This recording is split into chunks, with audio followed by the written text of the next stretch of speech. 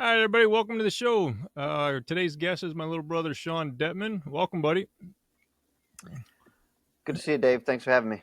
Yeah, you're welcome. Yeah, today we're going to talk a little bit about your career and what you do for a living, and then try to get into a little bit about the educational system and the economic system and the differences between the United States and Europe, and then maybe get into a little bit of capitalism versus socialism debate. And as always, the main focus of my show is to help figure out how the human race can establish a balance with the planet. So, whenever we're talking about a topic, I always try to relate it to that. So, Mhm. but with that being said, welcome. And if you would, tell us a little bit about yourself and your career. So, as you said, my name is Sean Dettman, and I am the director of the Jersey International Center of Advanced Studies here in Old Jersey, Channel Islands, which is a peculiar position within the UK. Jersey, Channel Islands is what we call a crown dependency.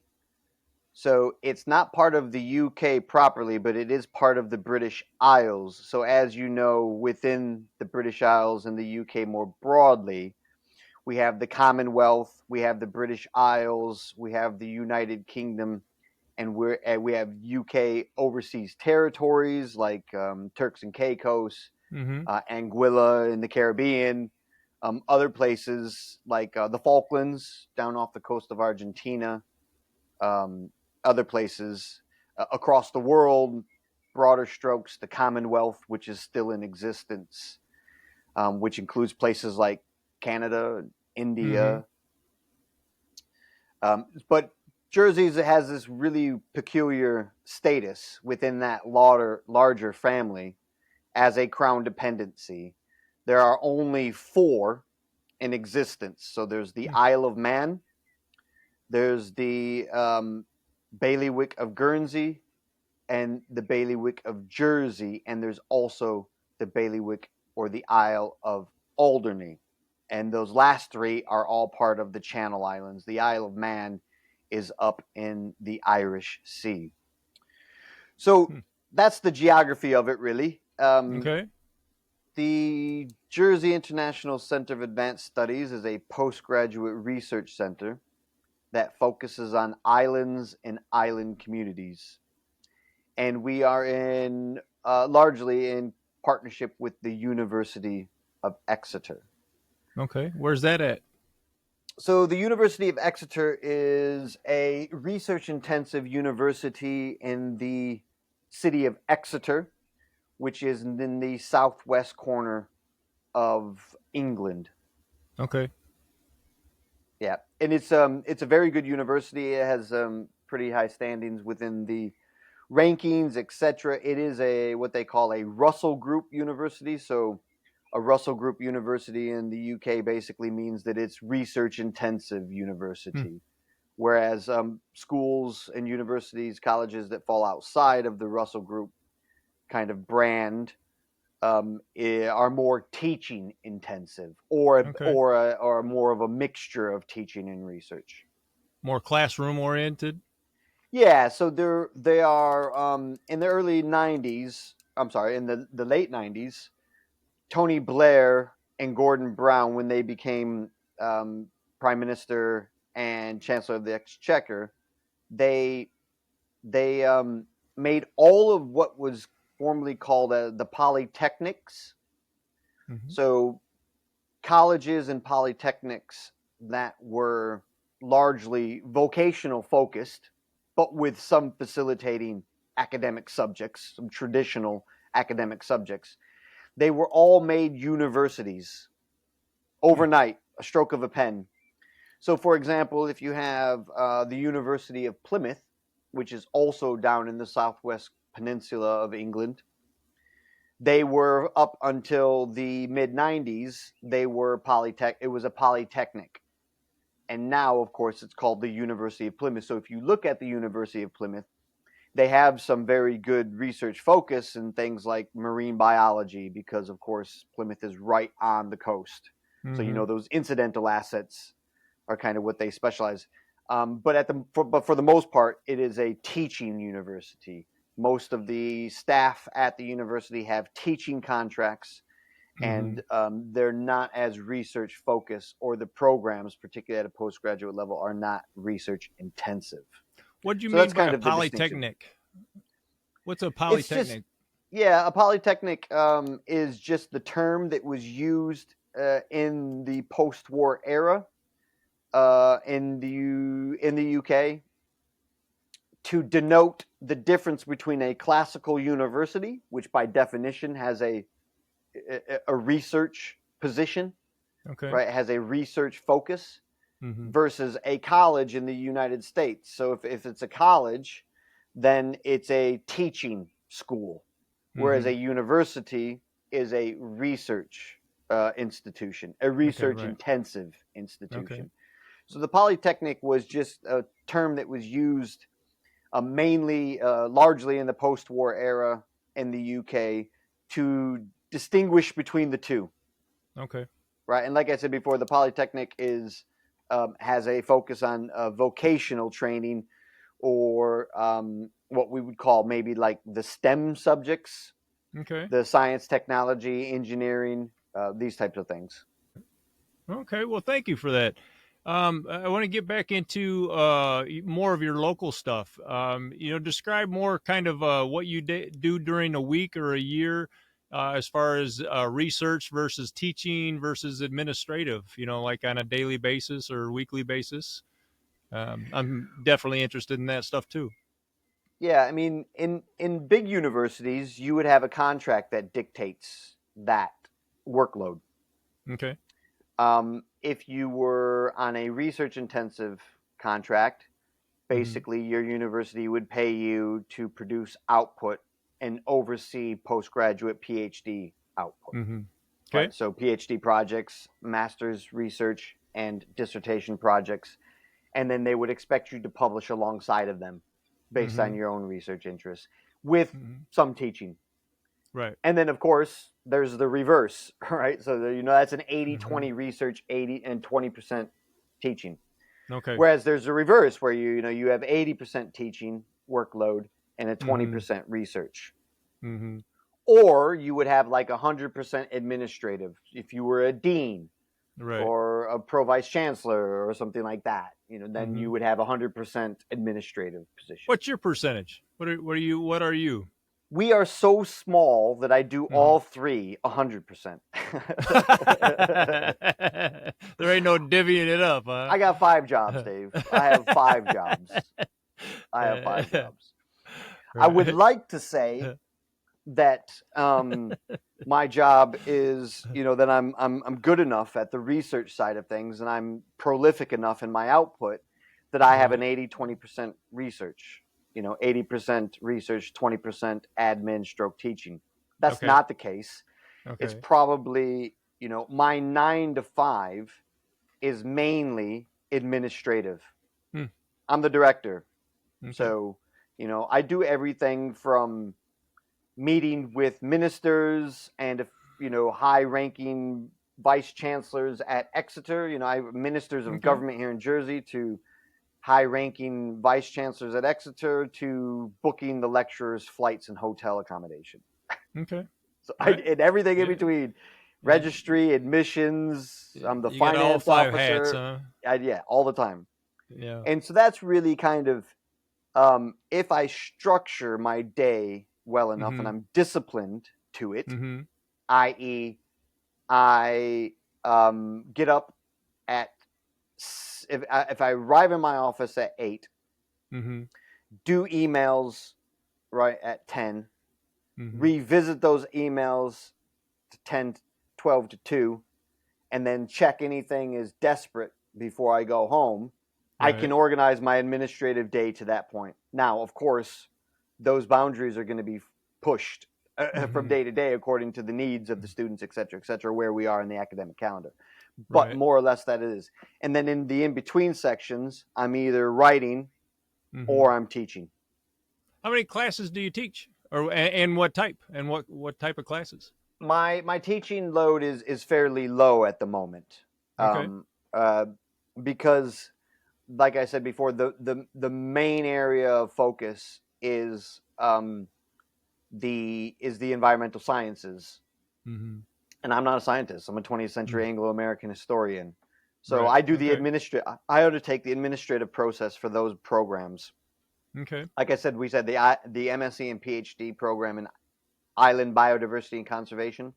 Mm-hmm. And then we also have subsequent programs in island sustainability and climate change.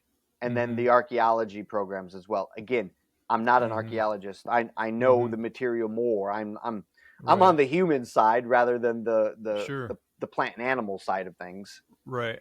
But archaeology is to a certain extent science. It's Sure. Sure. numbers Absolutely. driven quantitative output. Mm-hmm. Sounds like you get a really specific when you get to that level. Any to Yes. the PhD work. And by the way, what is your PhD in again? Like specifically?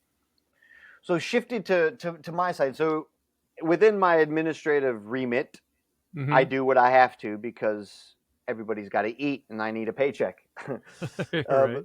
but in my margins, my Mm-hmm. daily margins, which usually consists of 6 to 8, and then Mm-hmm. 6 to 8, depending on what's happening at home at night. Maybe it's eight Sure. to ten, Sure. and then depending on how well I use my administrative skills across the day. Sure. My PhD and my research interest is 20th century Anglo-American history Okay. with a particular focus on Mm-hmm. democracy promotion and its Mm. relationship with power. Oh, all right. That power could be at a state level or an Yeah. industrial level. All right. Now you're So you talking my have interest democracy. there. Yeah. Yeah, well, exactly. So you Mm-hmm. look at democracy and Mm-hmm. its many variables Mm-hmm. used for many purposes. Right.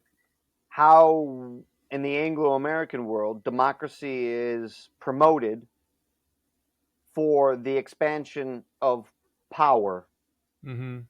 mainly at the state level, Right.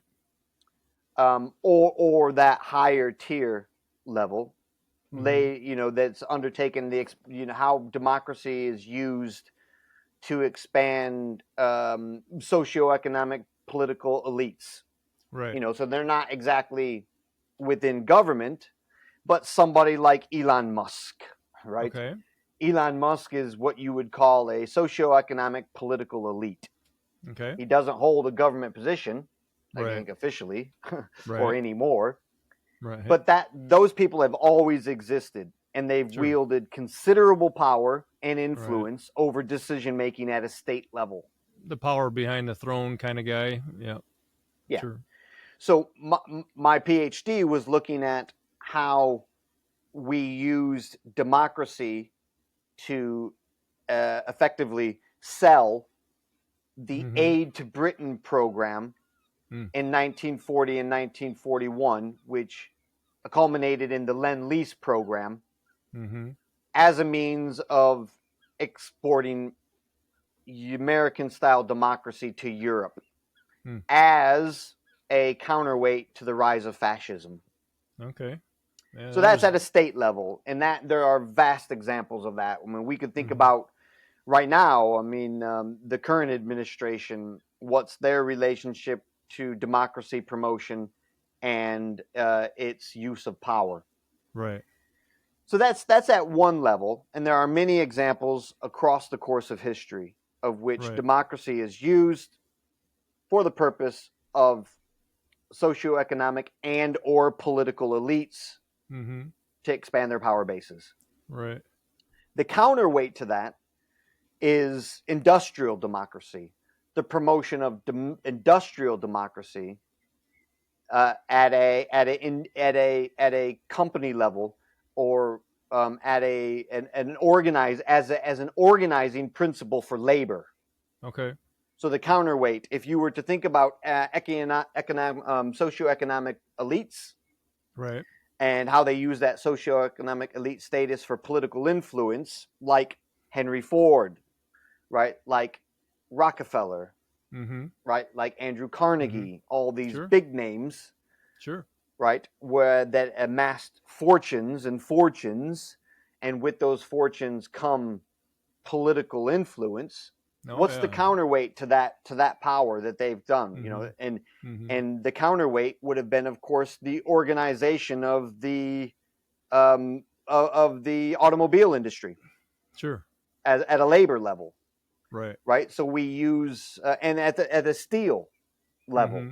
right? The current paper that I'm working on at the moment, Dave, is about the 1936 strike and the implementation of Local 63 at the Amalgamated Steel Association at Northwestern Barbed Wire Company, Hmm. You which of talking about here course, in America, the yeah, in Sterling. around Pitt? Oh, okay. Hey, cool. A local Yep, example then. yep. All right. So there Cool. was, so I mean, I won't go into it, but the point Mm-hmm. is that democracy was used at an industrial level Mm-hmm. to redirect power away from the socioeconomic elites and towards the labor force. Okay. And they call that industrial democracy. All So right. if the creating of a union carries with it democratic processes of voting, appointment of representatives to speak on your behalf, Mm-hmm. right? A more equitable workforce and more equitable work environment, Mm-hmm. right? That's the counterbalance to this, right, democracy promotion or this socioeconomic elite position. Sure. So we have democracy promotion and its relationship with power at a state level, but we also have it at an industrial level. We also have it at that Right. ground level. Right. And that's kind of come loops back to the question we talked about earlier about, is history fixed, and how do we add, Mm-hmm. right? How do we add those tiles to the Mm-hmm. mosaic Right. if they are accepted and or rejected? Right. So that's kind of what I do. Is I'm a revisionist historian, Okay. and I go back and I look at how um, the promotion of democracy at a state and industrial level, um, adding those layers to it. So looking at it, I go back to the sources and I say, Mm-hmm. what can I add or revise Mm-hmm. the narrative, Okay. and in terms of really integrating underrepresented sources Mm. to the narrative. Okay. So you're based off the university right there on Jersey Island. What's the name of So it again and your position? So it's the Jersey International Center of Advanced Studies. It's a All big right. name, I know. We call it JICAS for short. Okay. And I am the director of the Jersey International Center of Advanced Studies. Okay. Now, and some of the things that you said that you do is you do go around on site to different islands around the world. Tell us a little bit about that. Yeah, so we have captured our own incidental asset of Jersey, and what we have always what JICAS's position is that Jersey's greatest contribution to the world, and therefore by extension for our purposes the international academic community, is that it's an island, Mm.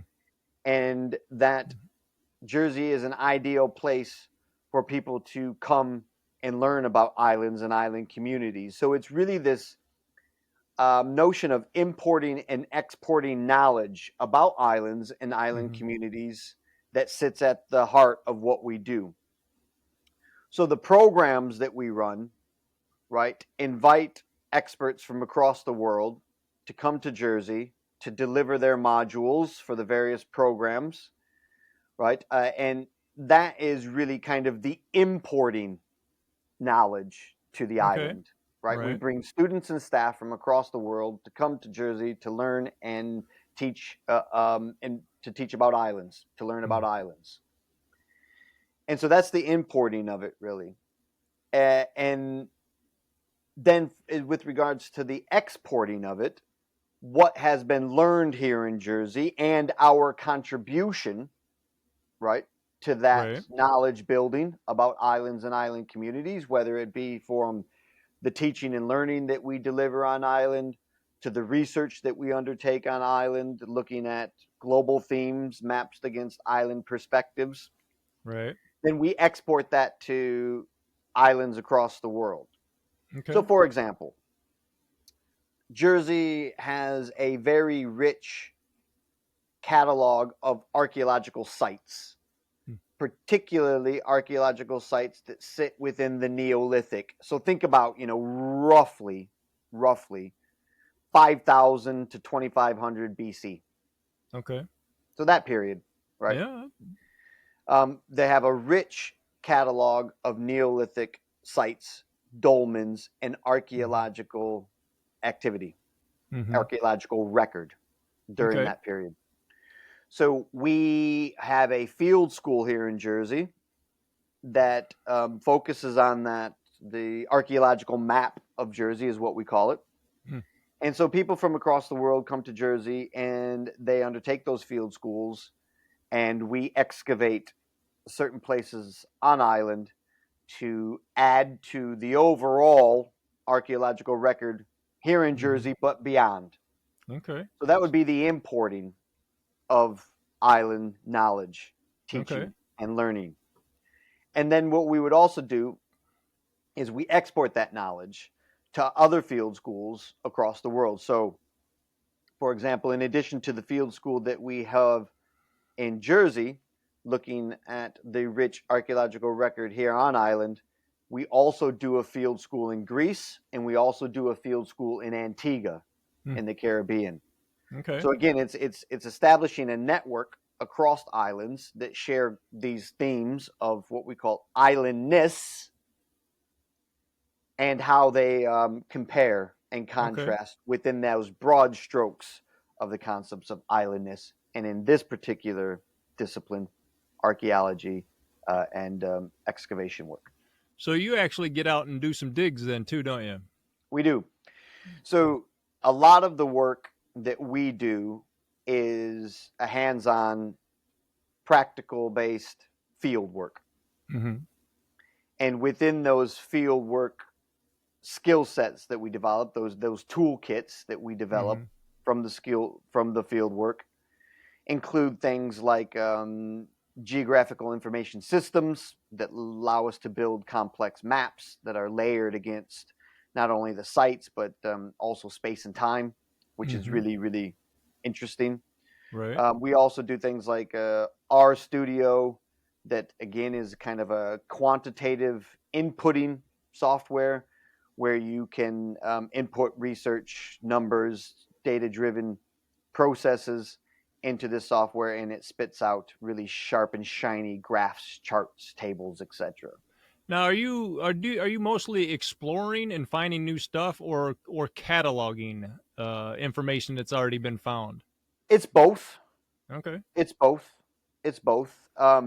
There is a sense of being at the frontier of these sites and Mm-hmm. trying to understand them, push the boundaries of those sites to have a better understanding of the site itself, but also where that site fits into the wider archaeological record within the region and Okay. quite possibly globally. But Right. more or less, the research looks at um, the region. Right. So we're pushing those boundaries at particular sites in Jersey, for example, and we find things all the time. Like, what kind of things and what kind of benefit does that information provide? For society, or what are you teaching the world anything, or just the universities, or how does that work? It's a bit esoteric. It can be a bit, very nerdy, and very kind of focused on these disciplines Sure. and the people that contribute to that material. So let's take, for example, to answer your question, you know, um, what we do and why it matters is Yeah. a really kind of good way of thinking about it. So Yeah. one of the sites that we have here in Jersey is called Le Houg de Vin. So Okay. as we talked about, Jersey geographically is closer to France than it is part of the UK, Right. but it's Right been next to caught. France. Yeah. Yeah, it's 12 miles. If you, on a clear day like today, if you go down to the east coast of Jersey, you can see France. Mm-hmm. and it's right It's there. You close. see the Yeah. big French, the Norman of Normandy, and all the way down to the Cherbourg Peninsula. Mm-hmm. So so we're at this Le Houx de Vin, and it's a Neolithic dolmen that dated roughly about 2700 to 2200. Mm-hmm. Okay, so Jersey has again, like I said, a rich record catalog of these types of sites with these Neolithic people that sits roughly from this time period. Okay, so Okay. we thought that this particular site, which had been underdeveloped and under excavated, sat roughly within this time period. Mm-hmm. So last year's excavation, and that's great, It slotted into the archaeological record on island within Mm-hmm. the archipelago itself. So Mm-hmm. Guernsey, Sark, Alderney, the other Channel Islands, and within the region. So as you know, Okay. that there's a lot of these type of sites, dolmens, burials within the Brittany and Normandy, which of course is right there on that French coast that you can see from Jersey. Okay. So last year, the excavation led to the discovery of this unique arrowhead, and it was significant for a number of reasons. For one, it was never spent, Hmm. and it didn't have any markings on it, and Mm-hmm. therefore it was datable. Hmm. So you can use the catalog of these type of arrowheads that have been found before that have been radiocarbon dated, Right. right? You can use that dating system to compare. Like, okay, this is my arrowhead, and this is the picture of the other arrowheads, and so that's really positive because you can date that. Mm-hmm. The second part was that like I said, it was never fired, it was never spent. Right. So why? Why is there a pristine, unspent arrowhead that obviously would have had tremendous value, not only Mm-hmm. in terms of the material culture of the arrowhead, because it was made from flint Right. that you would not have sourced in Jersey. So so this is a precious item, Right.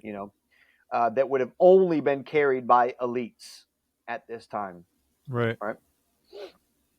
So how do we find that in this particular site? Why would we find that in this particular site? Right. So then again, you compare other sites that have this type of arrowhead, and we've come to the conclusion that it was an offering to the Mm-hmm. site Mm. as Sure. A the gift. site Yeah. itself was closed. Okay. And it's these kind of what they call cosmological acquisitions. So Mm. basically, these elite warriors would have offered this, right, this really rare and status-driven arrowhead Mm-hmm. to the site as it was probably closed forever. Right. So whatever happened at this site, whether it was Mm-hmm. religious or burial or whatever purpose this site was used for, it had a shelf life and it was closed forever. Mm-hmm. And quite possibly this unique and rare arrowhead that would have basically been a sign of prestige and elitism during this Right. time was offered. Okay. So would you And say you? No, go ahead. so sorry, the third point of significance is Uh that huh.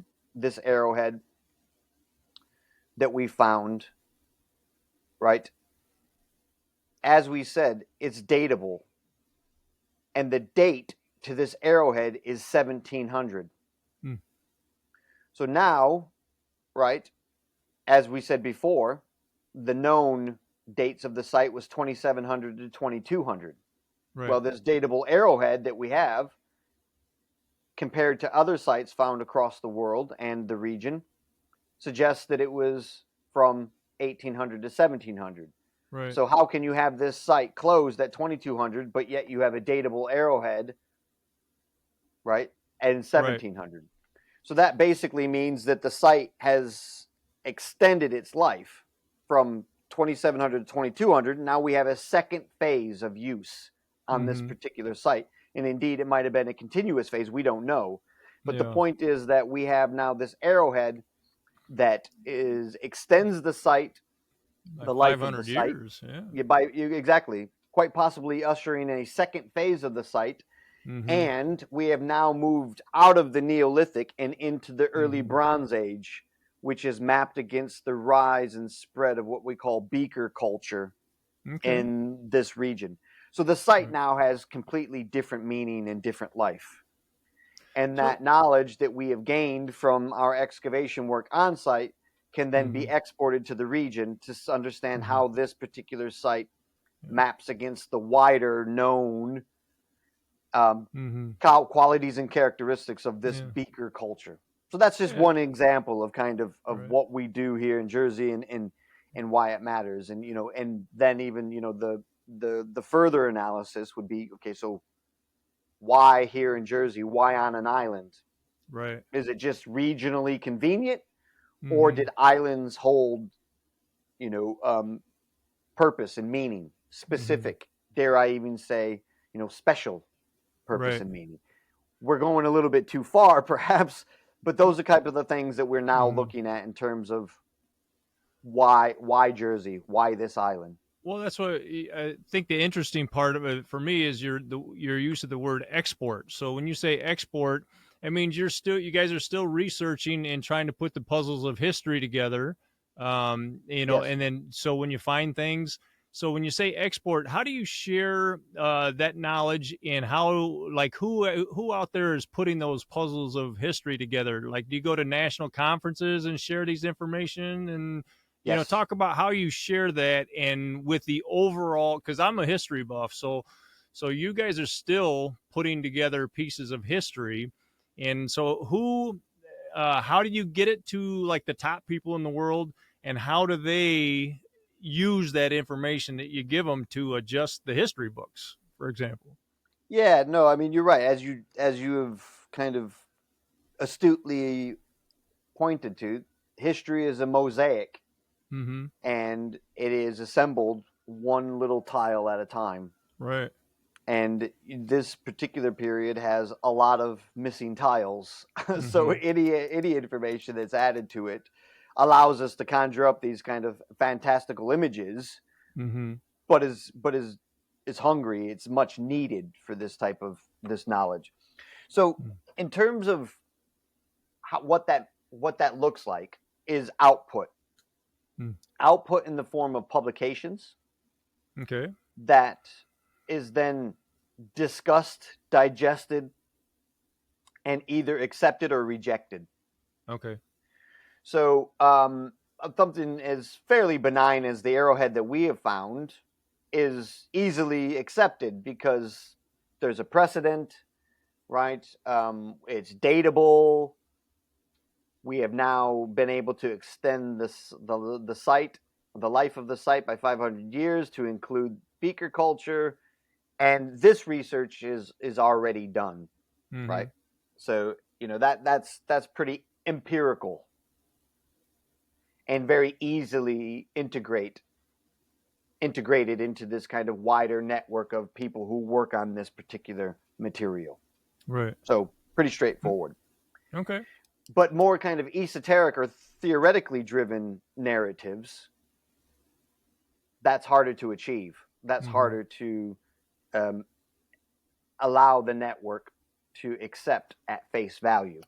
And Right. these things are debated in publications. They're debated at conferences. As you said, Mm-hmm. we just held the conference here in Jersey last week. So we had the 2025 Islands and Island Studies International Conference here, which is a wide network spanning, the five main continents. We had people from Asia, Yeah. from Australia, from the Caribbean, from North America, Europe, et cetera, et cetera. So it's a pretty Mm-hmm. wide spanning network, and it's a pretty productive network. It's Okay. a pretty productive network considering that islands only account for 4% of the world's surface area. Landmass, yeah. Yeah, they make up for it in other areas of significance. Like, for example, it, some people would argue that they make 25% of the world's biodiversity are found on islands, Mm-hmm. despite only being 4% of the. And we're not excluding the big ones like Greenland and Sure. Australia. Those are Right. excluded from this conversation.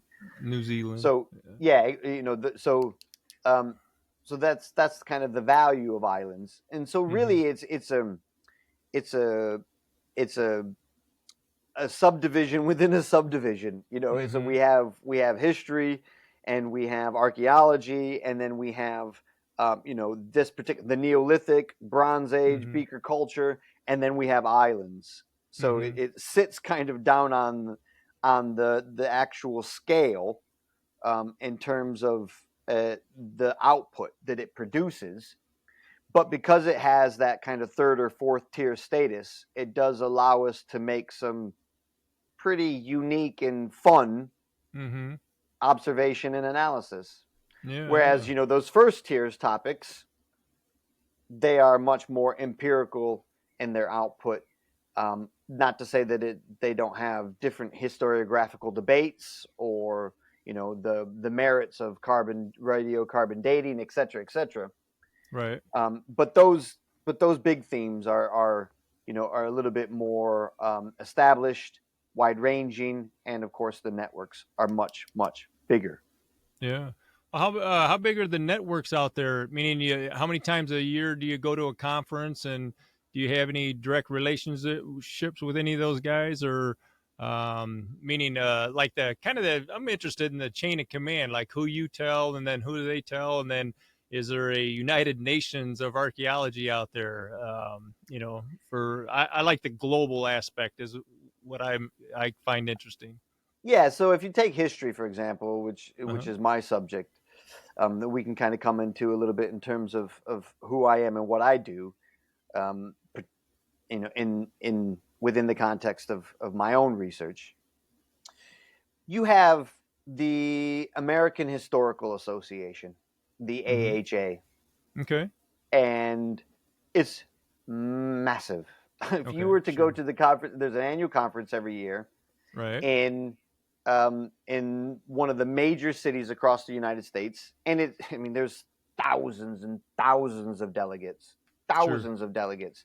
The AHA is the number one place to go to if Uh-huh. you're looking for resources or Mm-hmm. networking, Mm-hmm. in terms of curriculum, or in terms of credibility.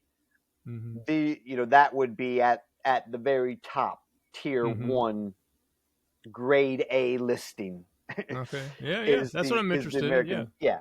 And then if it was to kind of cascade down from that, in the AHA is well established, a well oiled and well funded machine.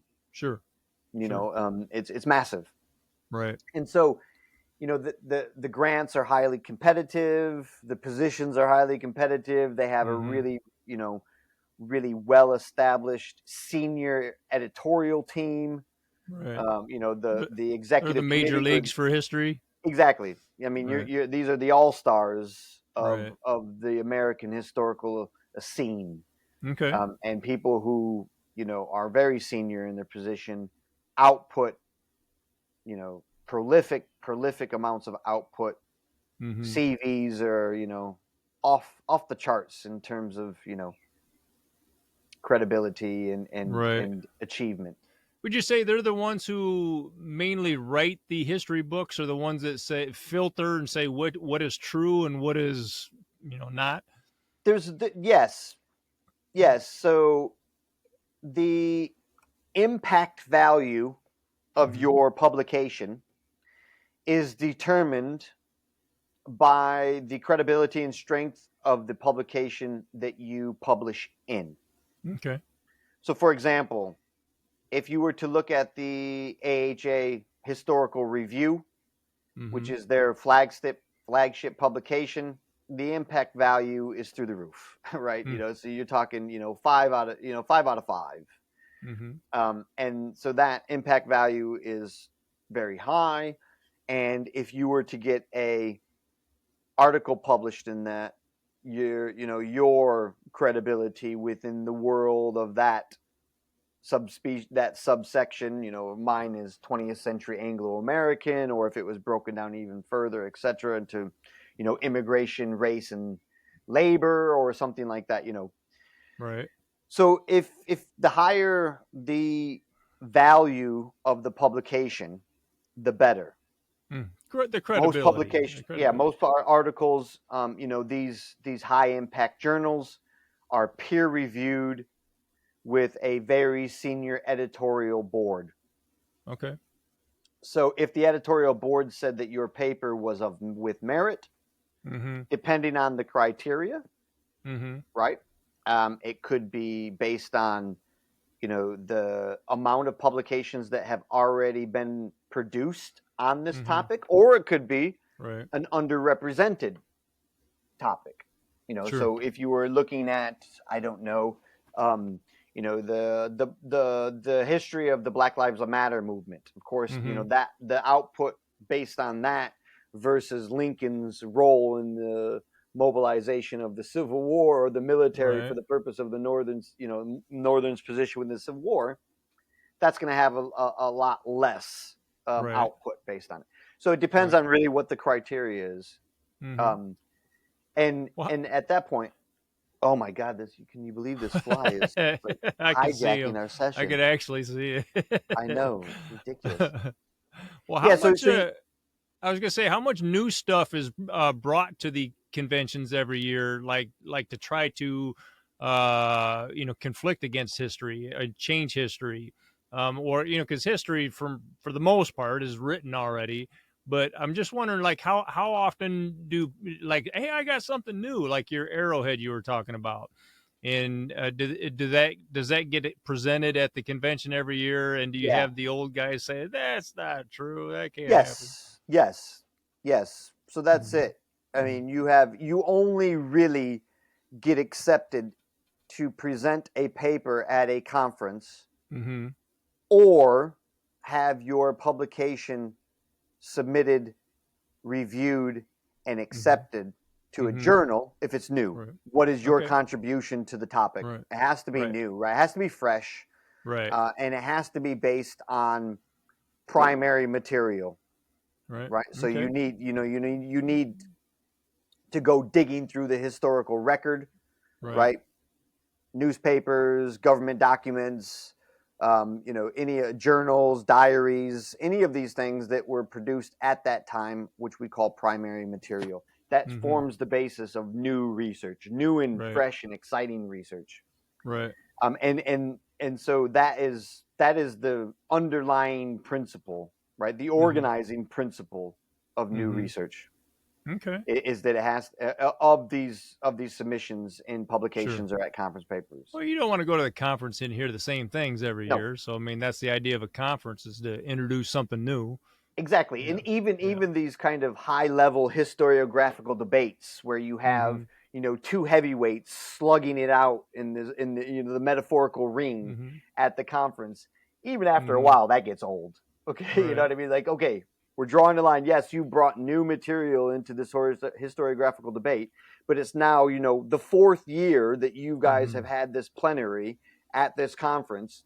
You know, going on about this. Can we Right. can we draw a line under it and Right. you guys park it and have your little discussions and your little debates about whether Roosevelt was or was not an internationalist, Mhm. so and what Mhm. effect that had on his thinking with regards to Mhm. the aid to Britain debate in 1940. Mhm. So that's a big topic and people Yeah. have that. Yeah.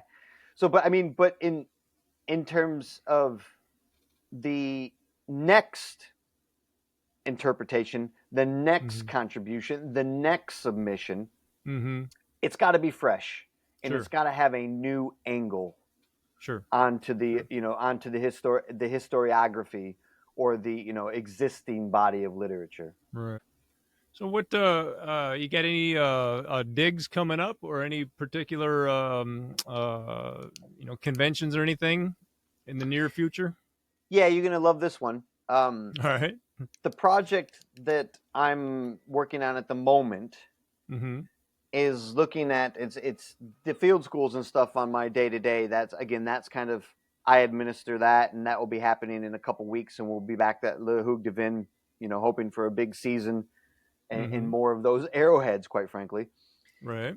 But my own project is looking at the implementation of the Insular Insurance Act of 1951 in Jersey here, which is basically the implementation of Social Security Mm. here in Jersey.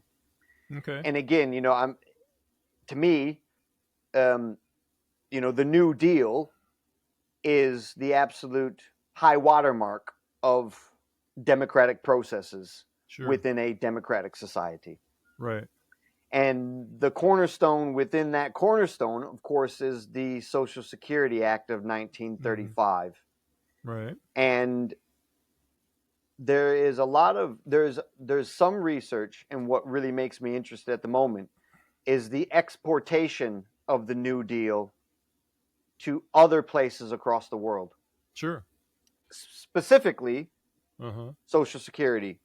Right. If Okay. Social Security is at the cornerstone of the New Deal, Mm-hmm. which is the cornerstone of democratic processes across the 20th century, Right.